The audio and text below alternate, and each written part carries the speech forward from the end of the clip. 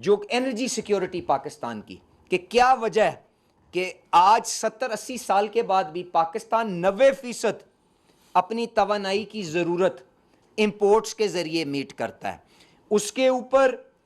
Prime minister صاحب، field marshal صاحب نے جو انرجی سیکیورٹی آرکیٹیکچر ہے اس کی مجھے ذمہ داری دی. میں 1 سیکنڈ کے اندر آپ کو 1 منٹ میں بتاتے ہوئے عطا صاحب کو پھر گزارش کروں گا اپنے خیالات کا اظہار کریں. اس کے اندر اسٹریٹجک پیٹرولیم ریزروز کیا حکومت رکھ سکتی ہے اور اس کے پاس وسائل ہیں کہ نہیں ہیں، اس کے لیے ایک ایجوکیٹڈ فیصلہ کرنے کے لیے انٹرنیشنلی ریناؤنڈ کنسلٹنٹس کے تھرو اسٹڈی کمیشن ہو گئی ہوئی ہے. اس کا آرکیٹیکچر کیا بنے گا، اس کو کیا حکومت اس کے لیے $500 ملین ارب ڈالر 1 سال میں نہیں 5 سال میں کیا مہیا کر کے اگلی نسلوں کے لیے کوئی بہتری کر سکتی ہے، اس کے اوپر بھی ایک ایجوکیٹڈ فیصلہ ہوگا.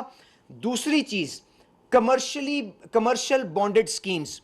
کہ کس طرح سے بین الاقوامی منڈی کے جو بڑے بڑے تیل کے تاجر ہیں ان کے ساتھ اور اپنے دوست ممالک سعودی ارامکو کے ساتھ بیٹھ کے، کویت پیٹرولیم کے ساتھ بیٹھ کے، قطر انرجی کے ساتھ بیٹھ کے، امریکن کمپنیوں کے ساتھ بیٹھ کے، چائنیز کمپنیوں کے ساتھ بیٹھ کے کیا ہم ان کو یہ موٹیویٹ کر سکتے ہیں کہ آپ اپنے ذخائر ہمارے پاس رکھیں، یہاں سے ساری منڈیوں کے اندر اس کو فراہم کریں، اگر خدا نہ خواستہ حکومت کو جنگ کی صورت میں کوئی ضرورت پڑتی ہے تو ہم آپ سے پرچیز کرنے کا رائٹ رکھتے ہیں.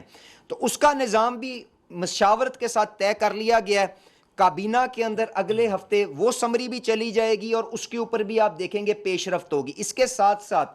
بین الاقوامی ہم نے مقامی طور پہ ہم نے اپنی تیل اور گیس کی دریافت کو بڑھانے کے لیے کیا کیا ہے. اپ سٹریم سیکٹر کے اندر جو آپ کی ENP ایکٹیویٹیز ہیں، آپ جانتے ہیں ٹرکش پیٹرولیم ابھی وزیر اعظم صاحب بڑا کامیاب دورہ کر کے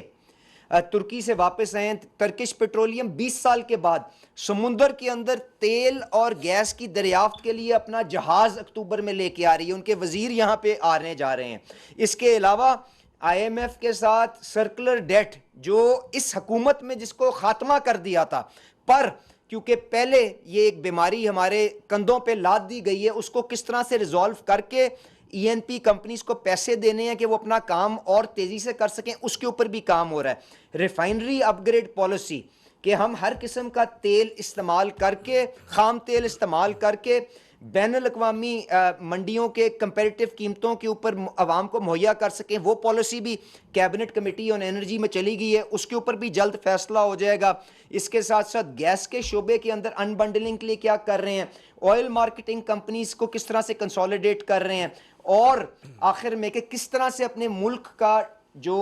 انتظامی ڈھانچہ انفراسٹرکچر ہے اس کو کس طرح سے بہتر بنانا ہے، اس کے اوپر بھی کام ہو رہا ہے. تو انشاءاللہ تعالی بہتر انداز کے اندر آگے لے کے چلیں گے تاکہ تاریخ اس حکومت کو اچھے الفاظ کے ساتھ یاد کرے. اگر وقتی طور پہ چھوٹی موٹی کوئی تکلیف آئی بھی ہے اس کو ہم مل کے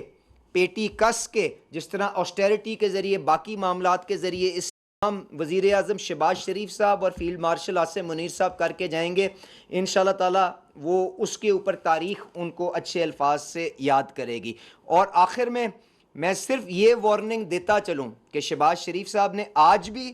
FIA IB ساری جو لا انفورسمنٹ ایجنسیز ہیں ان کو یہ ہدایت جاری کر دی ہیں کہ ناجائز منافع خوری اگر آئل سیکٹر کے اندر کسی قسم کی کسی جگہ پہ ہونے کی کوشش ہوئی تو اس کے خلاف سخت سے سخت کارروائی ہوگی، اور اس کے مطابق قانون آپ کو حرکت میں ہوتا ہوا آج سے نظر بھی آئے گا، اور انشاءاللہ تعالی ہم عوام کے تحفظات کو جس حد تک ہو سکے گا تحفظ دینے کی بھرپور کوشش کریں گے.